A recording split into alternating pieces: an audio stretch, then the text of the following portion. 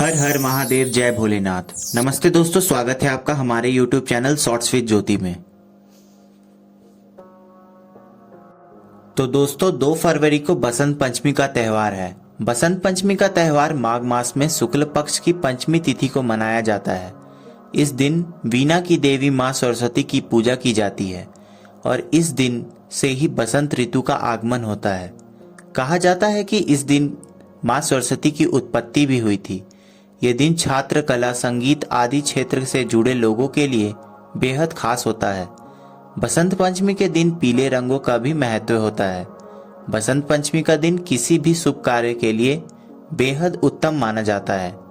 संगीत की उत्पत्ति करने के कारण माँ सरस्वती संगीत की देवी भी हैं। इनकी पूजा करने से अज्ञानी में भी ज्ञान का दीपक जल उठता है। बसंत पंचमी के दिन लोग पीले वस्त्र धारण करते हैं, अपने घरों में पीले रंग के व्यंजन बनाते हैं। कुछ पीले रंग के चावल बनाते हैं तो कुछ केसर का उपयोग करते हैं। 2 फरवरी से बसंत पंचमी का पर्व है। 2 फरवरी से बसंत ऋतु का आगमन होता है। बसंत को ऋतुराज भी कहा जाता है। बसंत ऋतु के दौरान फूलों पर बहार आ जाती है। खेतों में सरसों सोने की तरह चमकने लगती है। जौ और गेहूं के बल्लियां खिल उठती हैं और इधर उधर रंग बिरंगी तितलियां उड़ती दिखने लगती हैं। इस पर्व को ऋषि पंचमी के नाम से भी जाना जाता है। लोक कथा के अनुसार एक बार ब्रह्मा जी धरती का विचरण करने लगे। ब्रह्मा जी कहते हैं, पृथ्वी पर तो सभी मनुष्य और जीव जंतु बिल्कुल निराश और शांत दिखाई पड़ते हैं। मानो धरती के वातावरण में कहीं ना कहीं कुछ कमी है। मुझे इसके लिए कुछ करना होगा। इसके पश्चात ब्रह्मा जी अपने समस्या का समाधान के लिए भगवान विष्णु के पास गए। तब विष्णु जी ब्रह्म जी से कहते हैं, पधारिए ब्रह्मदेव, विष्णु लोक में आपका स्वागत है। तब ब्रह्मा जी विष्णु जी से कहते हैं, हे नारायण, मैं आपके पास एक सहायता मांगने आया हूँ। मुझे पृथ्वी पर सर्वस्व मौन ही दिखाई दे रहा है। मैं चाहता हूँ ये पृथ्वीवासी बोलने लगे। मुझे इसके लिए आपकी सहायता की आवश्यकता है। तभी विष्णु जी कहते हैं कि ब्रह्मदेव, इस कार्य में तो केवल आदि शक्ति ही हमारी सहायता कर सकती है। हमें आदि शक्ति का आवाहन करना होगा। विष्णु जी के द्वारा आवाहन करने के कारण भगवती दुर्गा वहां तुरंत ही प्रकट हो गई। तभी देवी दुर्गा विष्णु जी से कहती है, बताइए मैं आपकी किस प्रकार सहायता करूं। तभी विष्णु जी कहते हैं कि ब्रह्मा जी चाहते हैं कि पृथ्वी पर मौन न रहे। पृथ्वी पे चारों ओर उदासी है, इसके लिए हम आपकी सहायता चाहते हैं। तभी देवी दुर्गा कहती है, आप चिंतित ना होइए, मैं आपकी सहायता अवश्य करूंगी।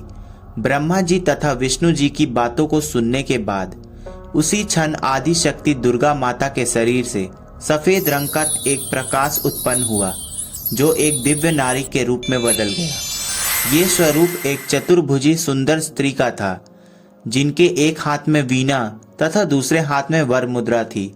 अन्य दोनों हाथों में पुस्तक एवं माला थी। तभी वो देवी कहती है, बताइए मैं आपकी क्या सहायता कर सकती हूँ। तभी ब्रह्मदेव कहते हैं, हे देवी, आपको सृष्टि में वाणी उत्पन्न करनी होगी।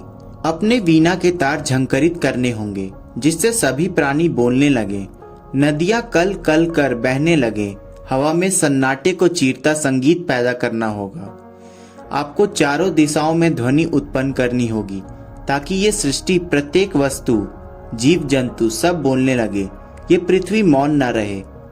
तभी माँ दुर्गा कहती है, मेरी तेज से उत्पन्न हुई देवी, आज से आप इस सृष्टि में ज्ञान की देवी माँ सरस्वती के नाम से जानी जाएंगी।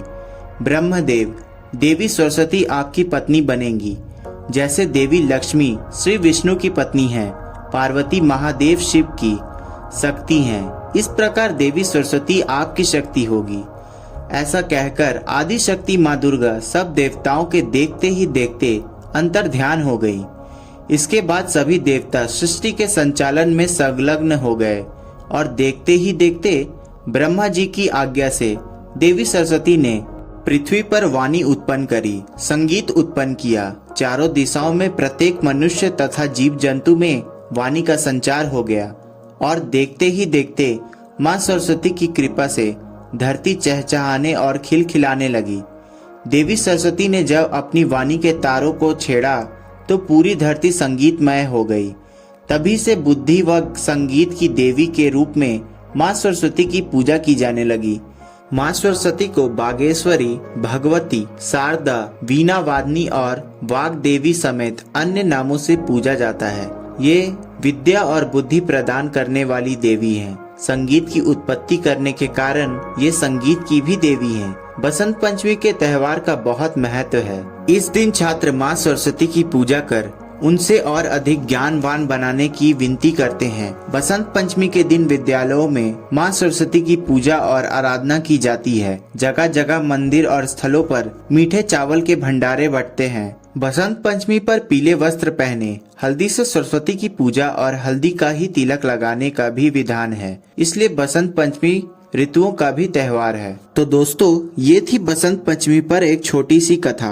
हम आशा करते हैं कि आपको हमारा ये वीडियो अच्छा लगा होगा। अगर वीडियो अच्छा लगा हो तो कृपया हमारे वीडियो को शेयर करें और हमारे चैनल को भी सब्सक्राइब करें।